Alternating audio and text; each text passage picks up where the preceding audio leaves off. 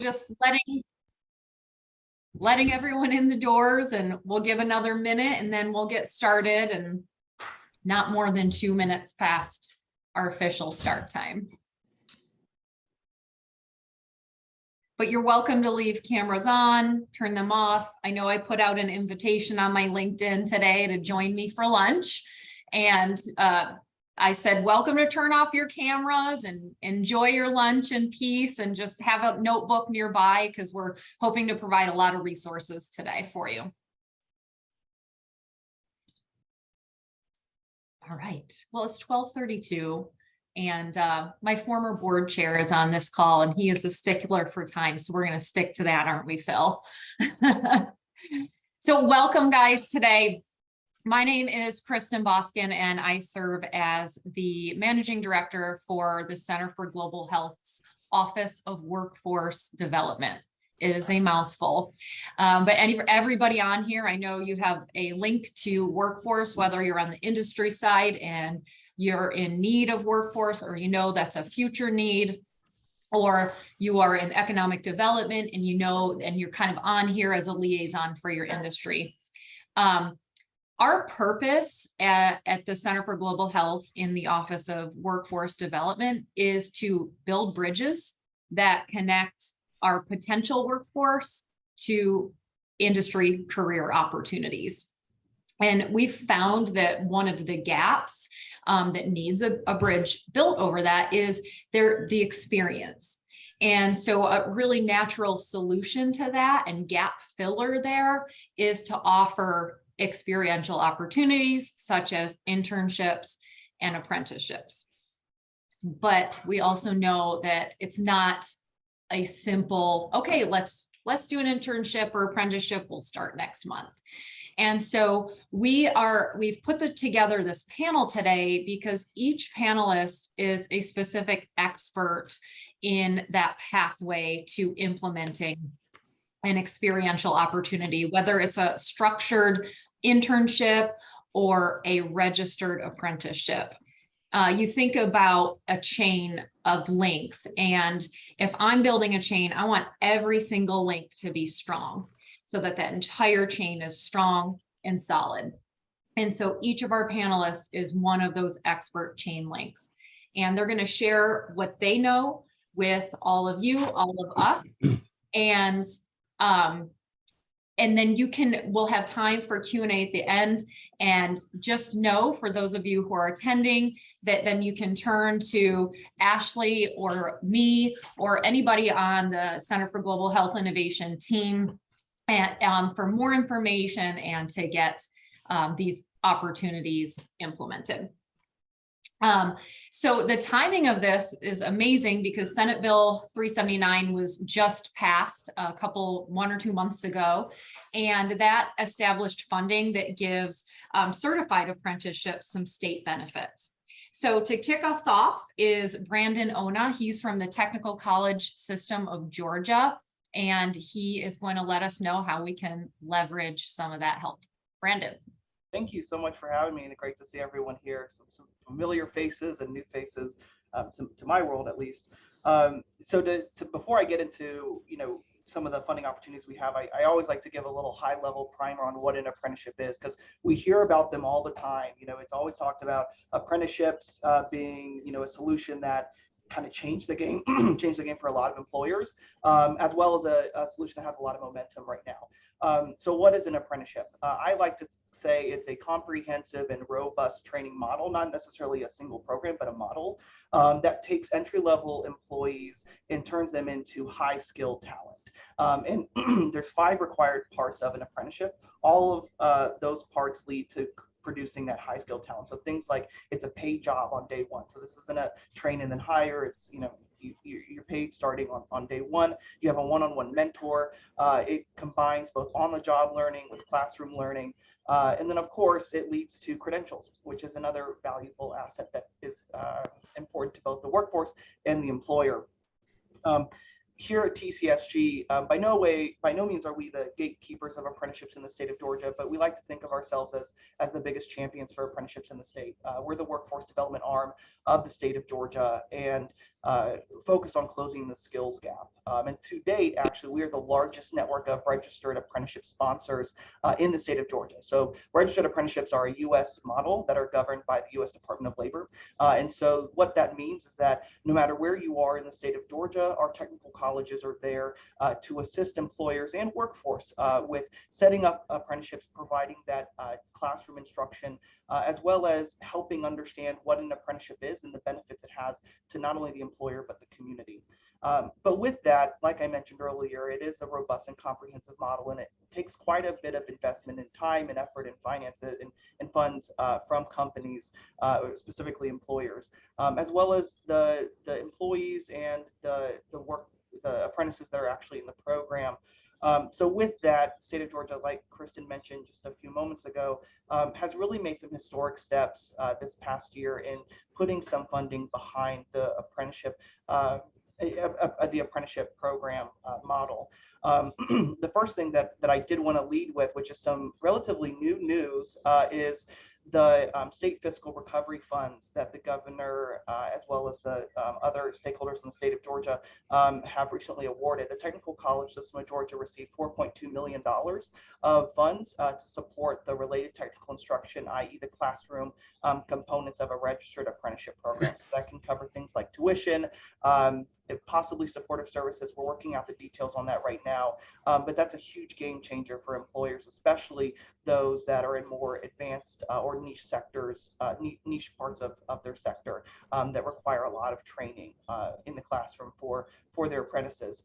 The other program that is new to Georgia, and this is truly historic in and of itself, is the High Demand Career Initiative, also known as Senate Bill 379. And Senate Bill 379, and the reason why I say it's historic, it's the first time that the state of Georgia has put state funds towards apprenticeships in particular, right? We've had other funding streams that have supported apprenticeships. This is the first time we've had a solely dedicated funding stream for apprenticeships.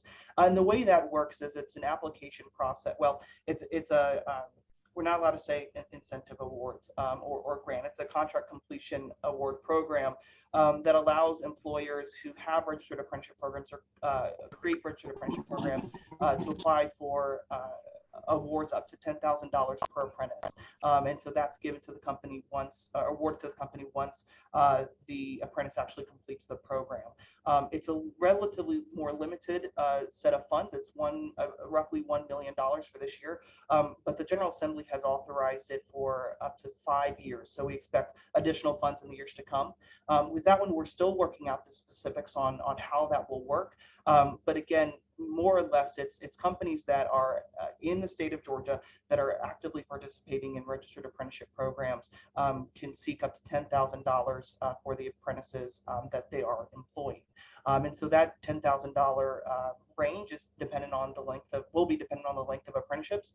So a 1-year apprenticeship, which is the minimum of an apprenticeship, will receive a portion of those funds, all the way up to a 3-year hire would receive the full $10,000 amount. And that's funds that are awarded to the company, so it doesn't have to be for a specific part of the apprenticeship, although the most cumbersome cost is obviously tuition and then on-the-job learning.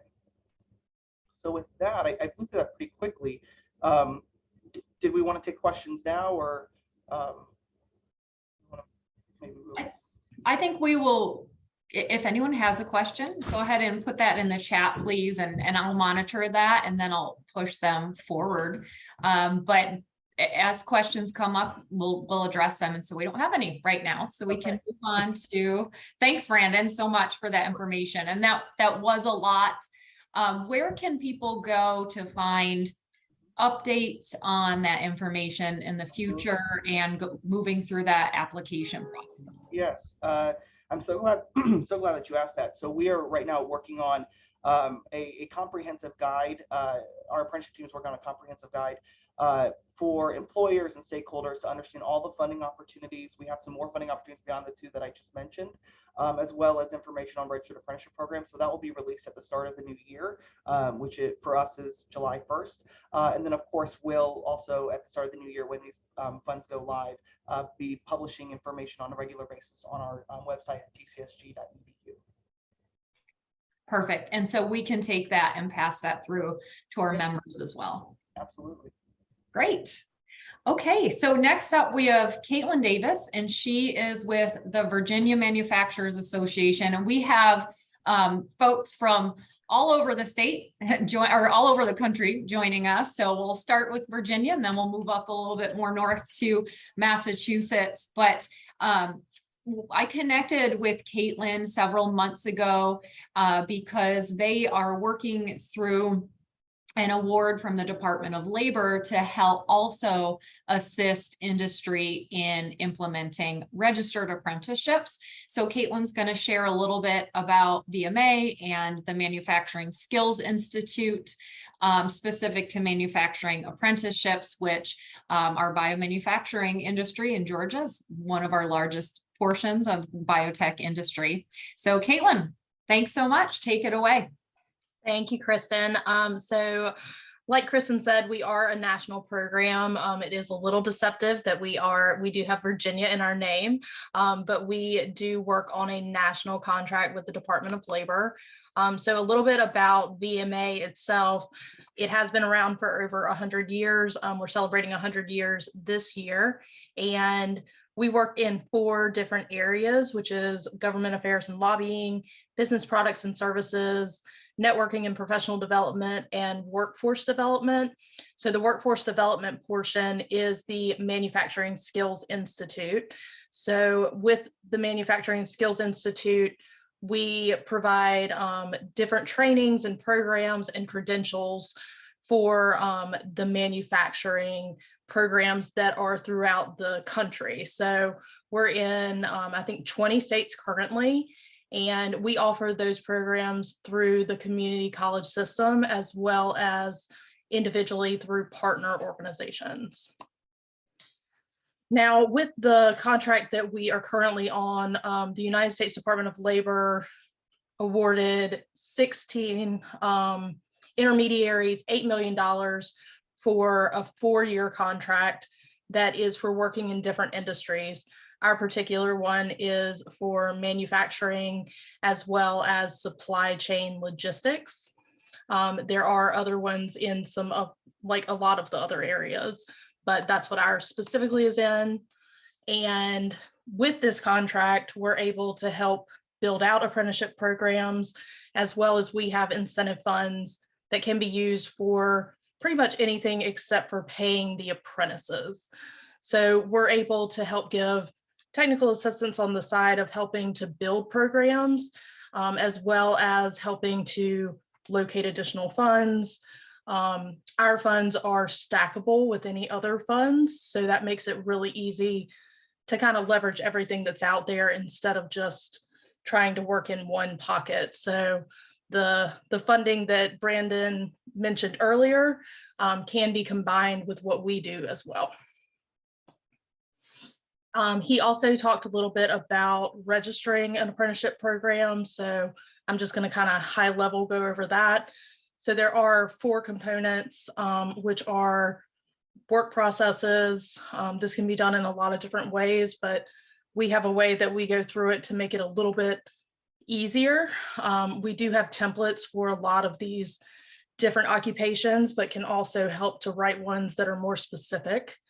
Mentoring, which is making sure that they're getting the on-the-job training that they need that's specific to that business.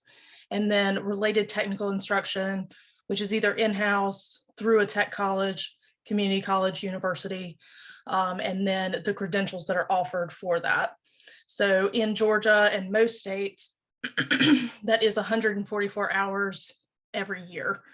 And then the other criteria, which is the selection criteria, that includes anything that you want to make sure that people have coming into your program.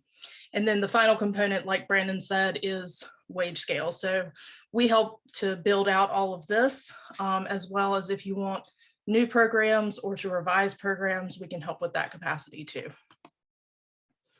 So with new programs, most of these are going to go through what's called Standards Builder, which is the Department of Labor's kind of platform. And so we help you to walk through that process. And it is, again, those those 5 different components, and we'll help you to work through those. You can also enter into an established program. So MSI has a program that we register nationally, and that allows us to have the manufacturing track and then kind of work through it with people and sign them on as employer partners. So it depends on whether you want to do a new program, or if you just want to expand an established program, or sign on with a program that already exists. So like I said, it's either self-sponsored, which is you really wanting something specific, and going through and doing all of those steps to make it your own, or signing on to a program that is like MSI's program that is already built out. So it allows you to be a little bit less flexible on what's in there, but it does allow you to not have to take the time to do all of that yourself, as well as then the tracking metrics are entered into the Department of Labor through the sponsored program. So that was all I had for y'all today. I know that was a lot of information in a short period of time. So again, if you have any questions as they come up, we're here to kind of help out with that. And I'll put some of the stuff into the chat so that everybody will have it, as far as like standards builder and that sort of thing, since there's some resources that are out there. That's perfect. Thanks, Caitlin. And can you explain what you mean by if you choose to go through your current curriculum with the Manufacturing Skills Institute, that the metrics are tracked through the Department of Labor? Can you explain what that means?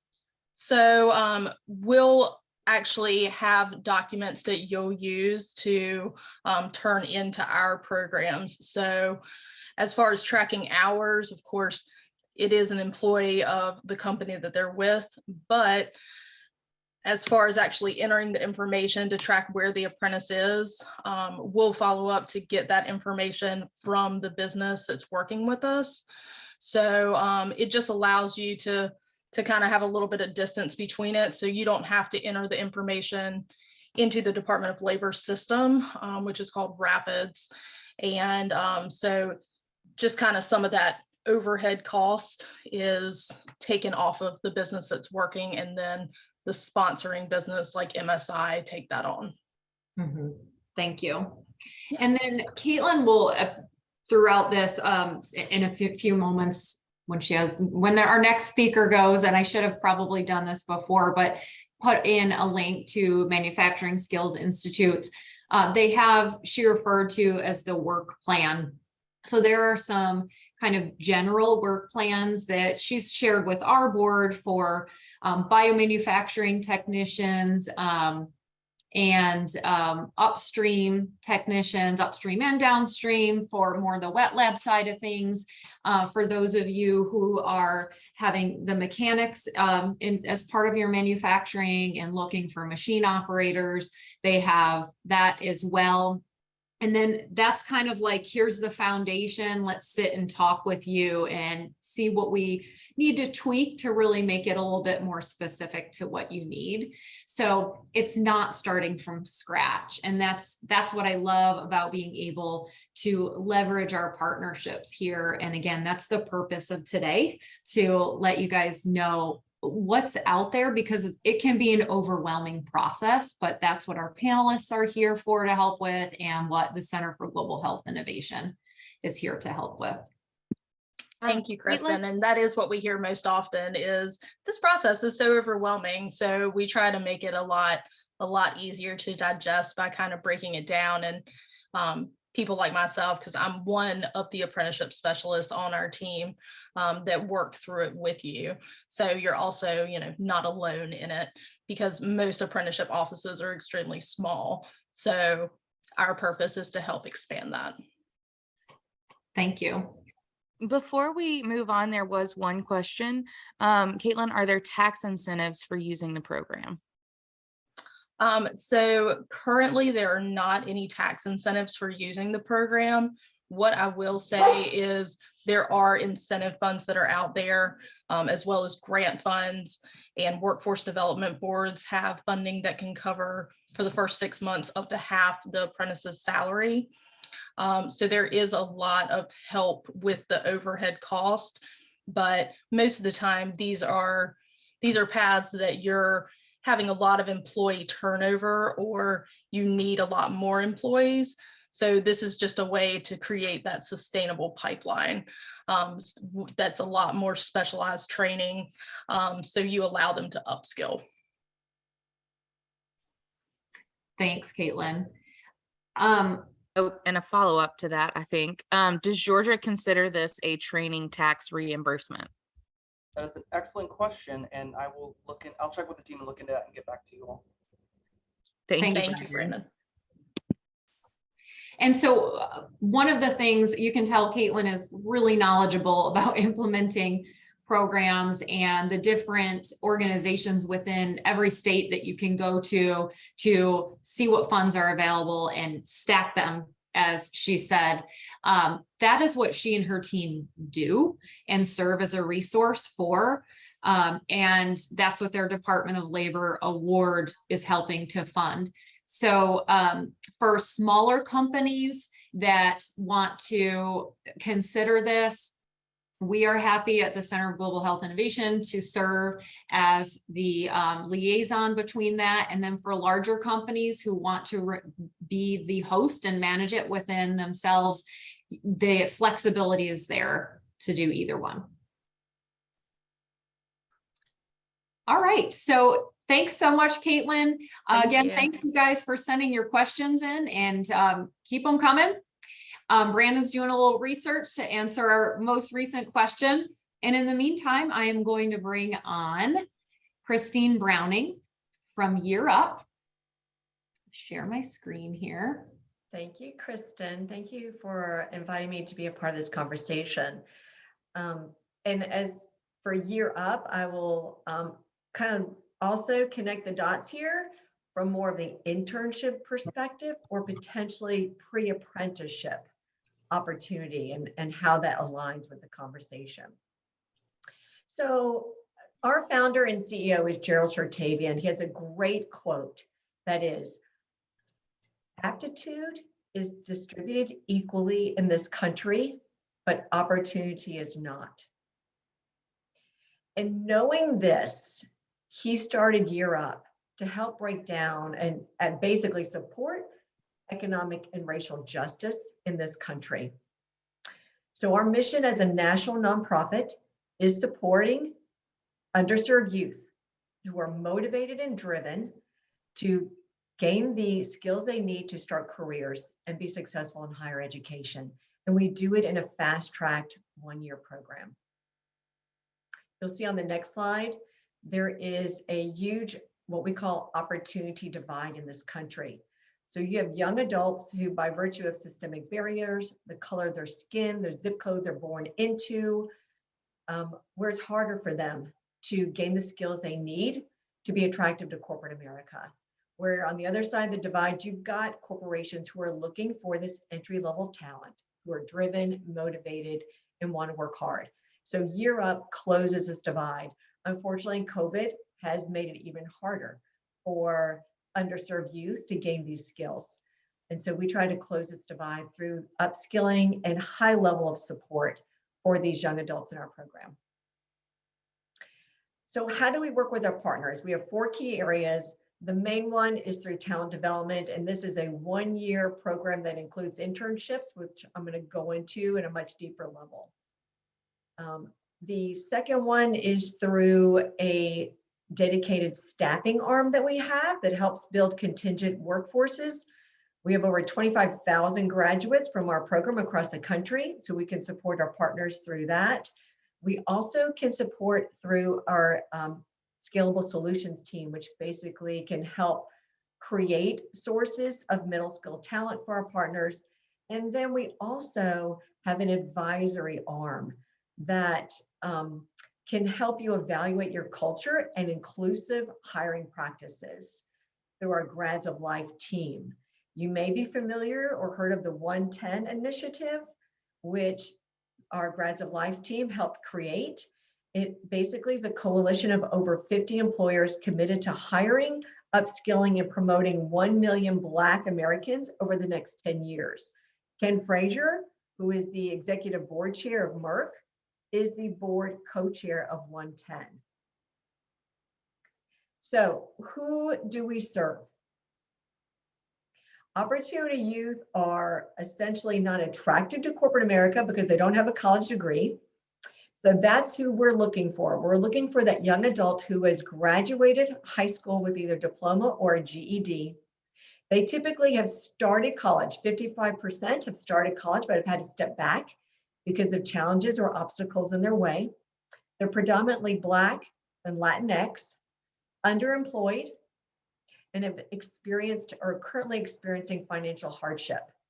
But the key ingredient that we look for as we recruit for our program is grit. We actually have a grit rubric, believe it or not, that our admissions and academic team has put together that includes a lot, which I can go into if you're interested.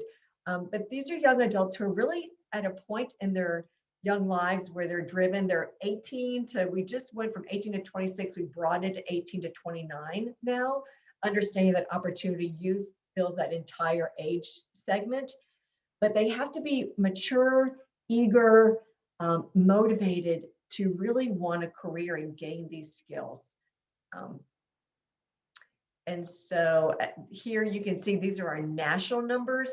In Atlanta, for those of you here, you can imagine our Black Americans who are in our program are closer to 90+% of who make up our enrollees here in Atlanta. So how does our model work? I mentioned it's a one-year program. So the recruitment and admissions process will take them through assessments, reading, written, verbal, math assessments. They're evaluating the maturity level, as I mentioned. Are they motivated for this now? What are their outside stressors? Is this a good time for them to provide a year and commit to a year to be in this program? If they are, they enter in the first 6 months, they're in classroom training. They're getting a foundational knowledge in technical skills. In a moment, we'll go through what those tracks are. In addition to those technical skills, they're also provided with competency, those soft skill competency learnings that are so important in a professional environment. Looking someone in the eye, shaking their hand, showing up on time, dressing appropriately, all those things that will get you fired just as easily. But the key aspect of this program is the support. We have a behavioral contract that they're held accountable to.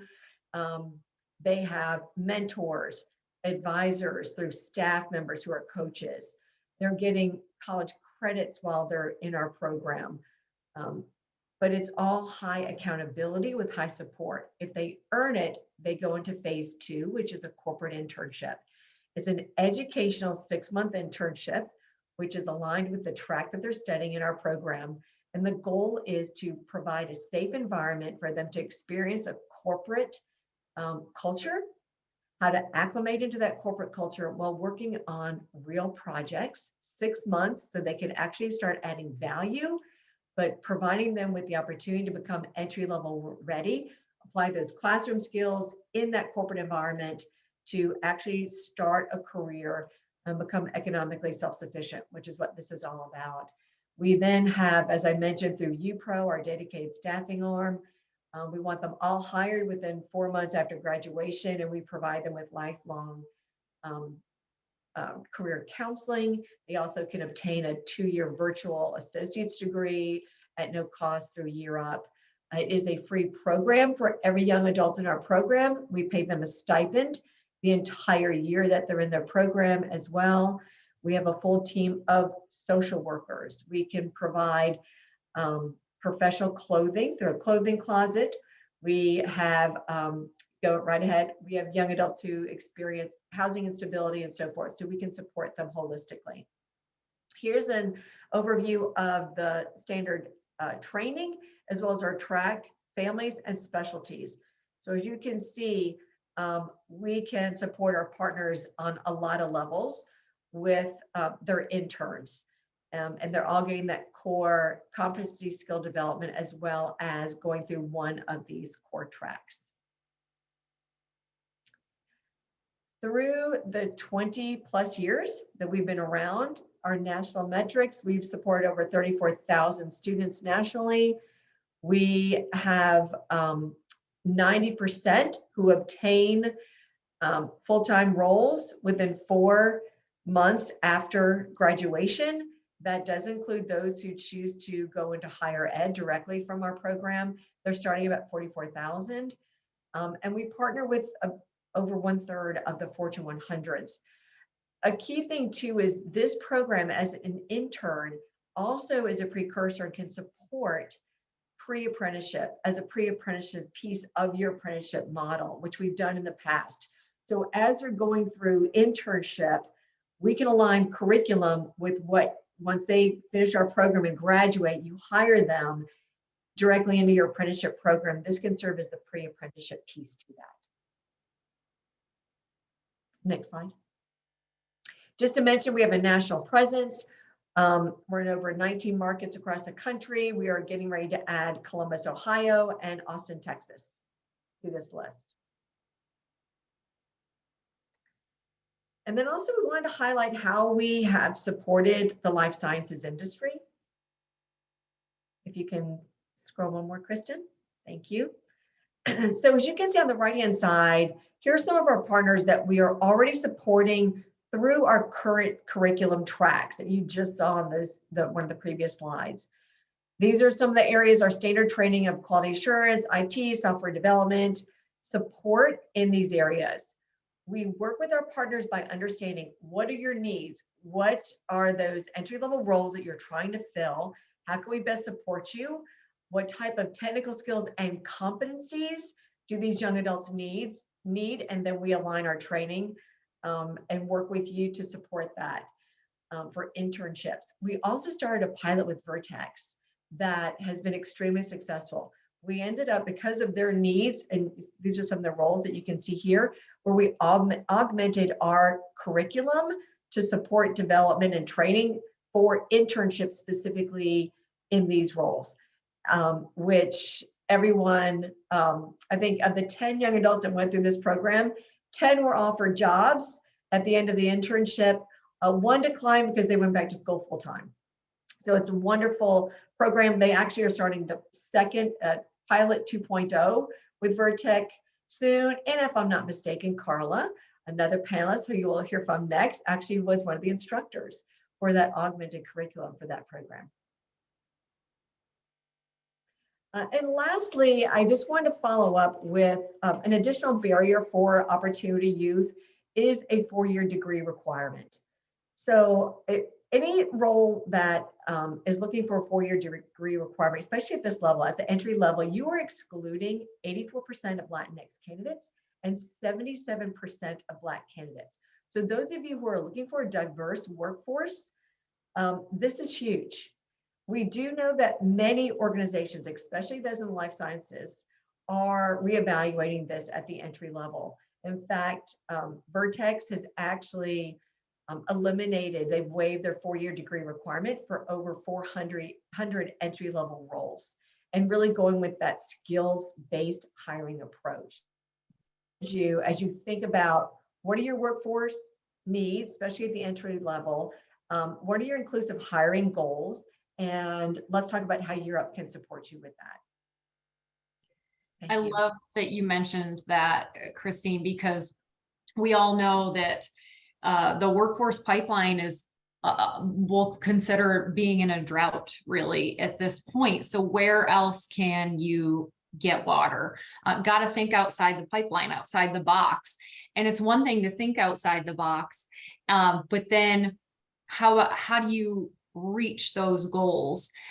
So I love that you pointed out, let's think outside the box. Here's one way to do it is consider, can you release some of the 4-year requirements without compromising the quality of your output, the quality of the culture.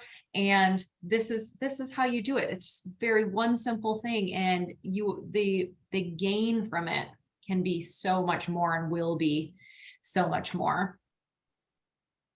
Exactly. Thank you. You're welcome. And really couldn't have asked for a better segue into a life science specific biomanufacturing apprenticeship program. So thanks so much for that previous slide. And Carla, looking forward to you sharing about what you have implemented in Massachusetts. Kristen, before we move on, I'm so sorry. There is a question in the chat. What is the reasoning behind these statistics and actions? I believe that was from the previous slide. I think to Kristen's point is looking holistically at talent in this country and what are your goals? Are you looking for entry-level talent that only has a 4-year degree? Do all of your roles require that? And if not, let's have the conversation of breaking it down. Like, what are the true skills that are needed to start? Most of our young adults do go on and get 4-year degrees, and they're encouraged to do that. But for that entry-level environment, what is needed to really be successful in those roles, both from a technical skills and a competency perspective? And to build upon that, particularly with Year Up's program, in that timeline that you presented, you then offer continuing to support. So you're preparing them for the entry-level roles and then continuing to support them technical skills wise with reaching the associate's degree and potentially more. And sometimes that's just the support one needs to get started or get to a certain point, and then someone's off and running and can continue to reach the goals of the company and of themselves. And to Philip's other question, it's, I think underrepresented youth in this country or underserved youth have an even larger, more barriers, larger obstacles. It's a larger challenge for them to get a 4-year degree. So just thinking through, who are you eliminating from that talent pool just by saying that you're going to implement a 4-year degree requirement? And so how do you get the talent you need without that? Does that answer your question, Philip?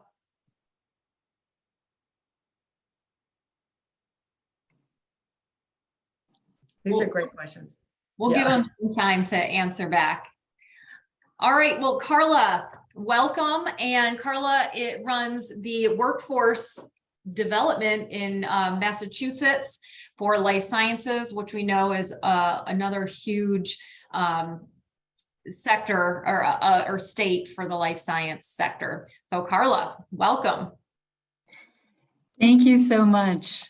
This is great. This is a tough act to follow. I've really enjoyed these conversations so far.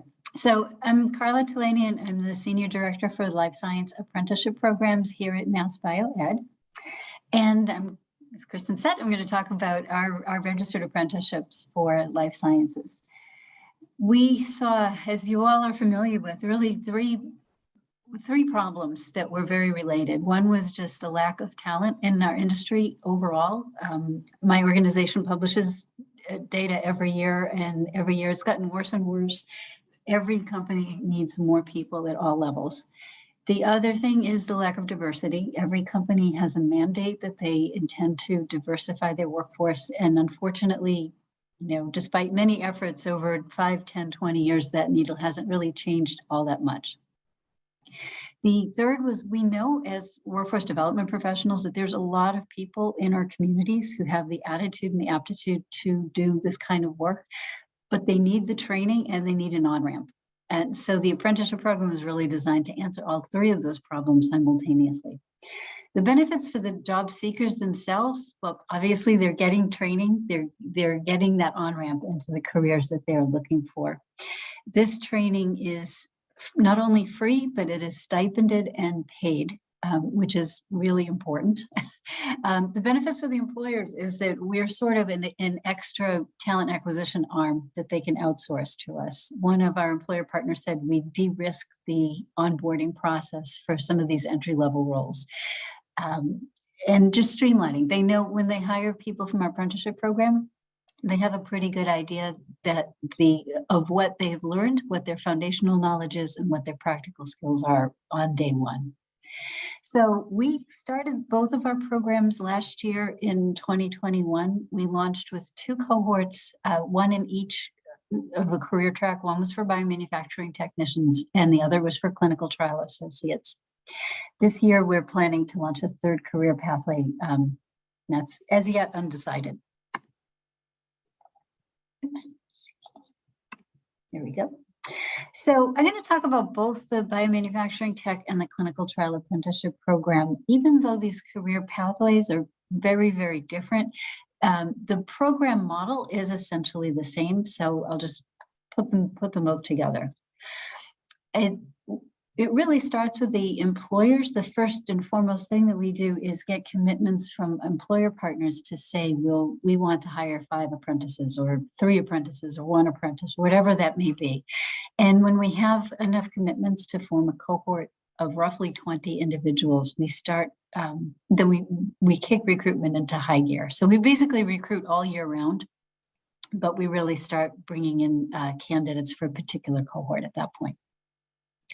We target adults who are currently working, who at least have had some work experience. We don't focus on youth or people in high school or coming out of college. We're really hoping to capture adults who are looking for a more sustainable and a more meaningful career. The curriculum that we put together was informed greatly by our employer partners, but it's actually put together in scope and sequence form by trained professionals. For the biotech program, last year we partnered with Northeastern University. This year, we're actually expanding that geographically within Massachusetts. So we have 2 partners, Northeastern as well as Worcester Polytechnic Institute. They're our second educational provider. And for our clinical trial program, our educational provider is the ACRP, which is the Association of Clinical Research Professionals. And they are the gold standard. They're really the international governing body for certifications in clinical research. So they are providing the education for that program. In addition to that, for both programs, we incorporate a very dedicated soft skills class that meets weekly with a phenomenal soft skills instructor. She not only goes through things you might think of, how to communicate better, how to work on a team, how to ask for and accept feedback graciously, but she brings in a whole series of working professionals who are experienced in that particular career pathway and does role-playing workshops. So the apprentices see a particular scenario that may be common to the job that they're preparing for. So they are in a lot of ways fairly well prepared to deal with these issues that show up that will inevitably show up at some point in their career. We also include Mass Bioed's Biotech 101 classes. So this is the science of biotech and the business of biotech, which are kind of standalone courses on their own, and they just provide overviews of the science and the business of biotechnology. Basically, we really want the apprentices to get an appreciation for the industry that they're joining. We all know eventually, at some point, this is all because patients need drugs, and it's all about getting drugs to patients. And we want to make sure that they don't lose sight of that, the importance of what they do. Even though it's an entry-level role, they are really at the front lines of getting much needed drugs to patients. So as I started to say, Mass Bioed does the recruitment. We cast a very wide net into our local communities. We meet with community groups, adult education centers, immigrant support groups, veteran support groups. We were interviewed on a Haitian immigrant podcast at one point. We bring flyers to houses of worship and hair salons and things like that. We really try to just find as many people as we can where they are. We do a fairly rigorous intake. We do judge, well, first we give information sessions. So we want people to have a little better understanding of what it is they're signing up for, what a typical day in the life in this role would look like. And we tell them about scheduling. If they're still interested, then they're invited to submit an application along with a brief essay, just explaining why they're interested in the program. Then we have people come in, we test their basic math, English, and communication skills to make sure they're at least sort of a mid-high school range. And then we do behavioral interviews with successful candidates. We also do reference checks and we do background checks. And at that point, we have a pool of what I call the semifinalist candidates. These people are presented to our employer partners and they interview themselves. They make the final selection on who gets admitted into the program. And when they do that, they actually tender a job offer that's contingent upon successful completion of the education, but it's a promise that they will hire this person in 3 or 4 months at the end of the educational period. We also really want to continually improve the program. So last year was our first round with the 2 pilot cohorts. I'll talk about the data a little bit later on, but we are growing and expanding this year, but remain very closely in touch with the apprentices as well as their managers, just to try to keep tabs on everybody individually. And if there's something we can intervene with in real time, we do. But more importantly, we really want to collect all of the feedback so that we improve the program year after year.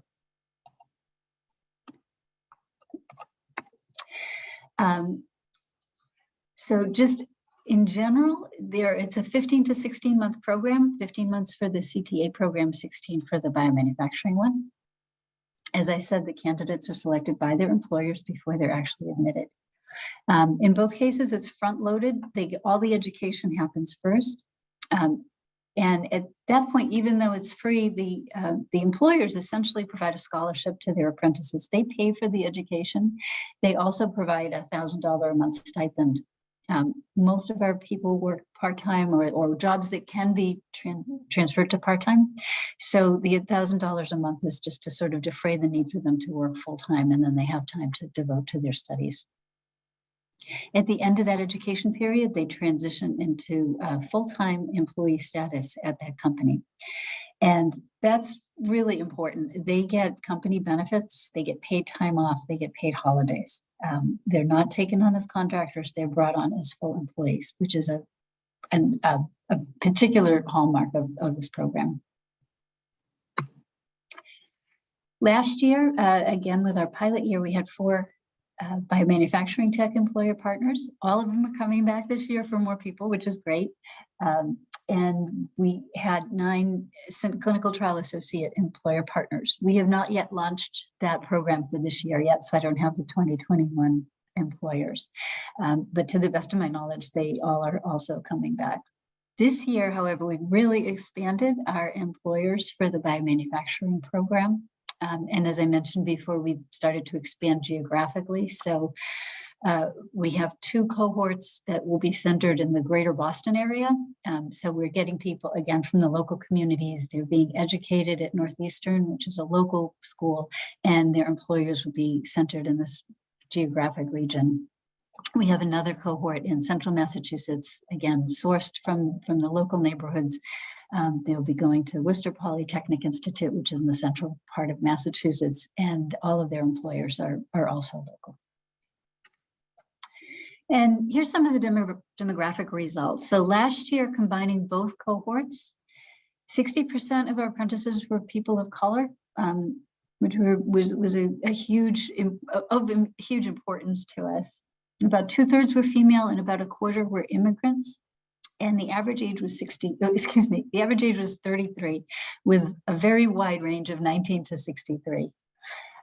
This year to date, we have launched 2 of the biomanufacturing tech cohorts with a total of 37 apprentices.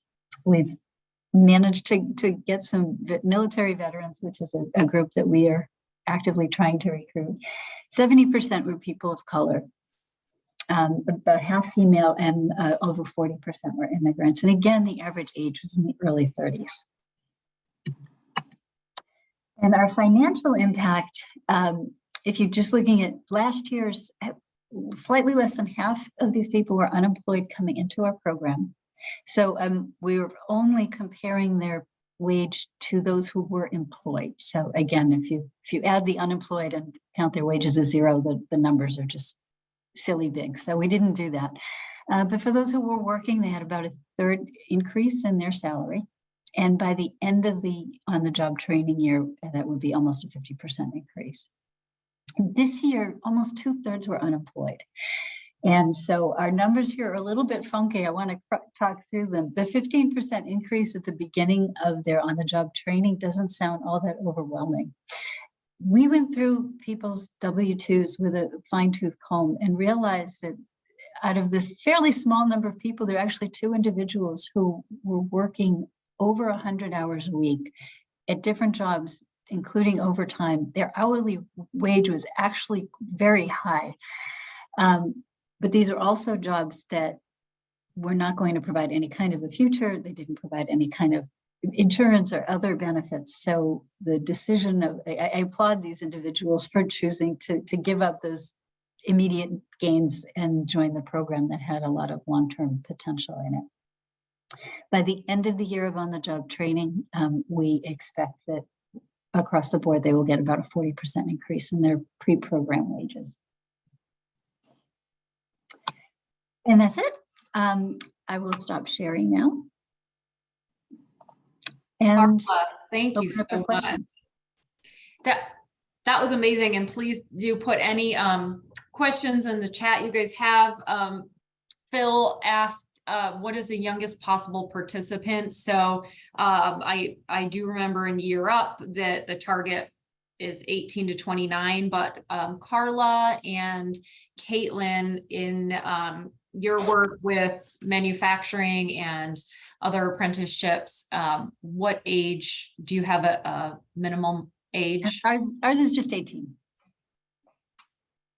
Ours is typically going to be 18 as well, although we do have some that have worked out youth apprenticeships that start at 16.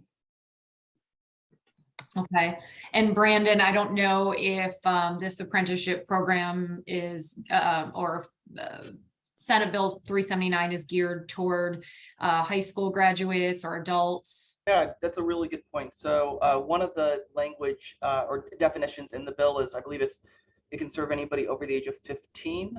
So it can be used in conjunction with apprenticeship programs that may be also considered a German apprenticeship program or a pre-apprenticeship program as well. But it still does have to be a registered USUL apprenticeship program. Fantastic. And so interesting you mentioned that, is at the same time Phil was just commenting it'd be nice to be able to bring this a little bit even further in the beginning of the pipelines and some youth apprenticeship programs, which is awesome. We need to pay attention to that entire pipeline, absolutely. But I know that this group, your expertise lies in, I guess I'll call them adult apprenticeships and internships, and that's the target group. And that's really where we're looking to start at the Center for Global Health as well, in helping our industry is in this 18 plus area. Yeah, exactly. We need to start somewhere, and that's it. And so the experts on this panel, that is where their expertise lies. So thank you guys all again so much. Carla, absolutely amazing what you've done in Massachusetts. I am thrilled for you guys. I'm thrilled for our industry. And I'll mention as well that we put together a proposal for an EDA grant with Carla's guidance and leadership to be able to use her same methodology, her tried and true practices in Georgia, as well as a few other states through the Coalition of State Bioscience Institutes. So we'll find out around October if we have been awarded that grant or not. So any industry members on this call or industry liaisons from our chambers of commerce or anything like that, if you're interested in learning more about this and participating, please do reach out to me. And we'll get you on the list to partake in that. So to follow up, Ashley is going to be sending out information to all of the attendees today with links, everything that's in the chat. She will send a follow-up email to you guys, as well as my contact information. Caitlin put her contact info already right in the chat. So we'll get our panelists' contact info out as well. And just know that we are here to serve as a resource. That is what we do at CGHI. Thanks, Christine and Brandon, for putting your contact info in the chat as well. And we hope to move forward. We want to do this. We want to help you implement this. So let's make it happen. Thanks so much for joining, and I look forward to reconnecting with you guys. Thank you, panelists. Thank you, Kristen. Thanks, everyone. Thanks, Kristen. You're welcome.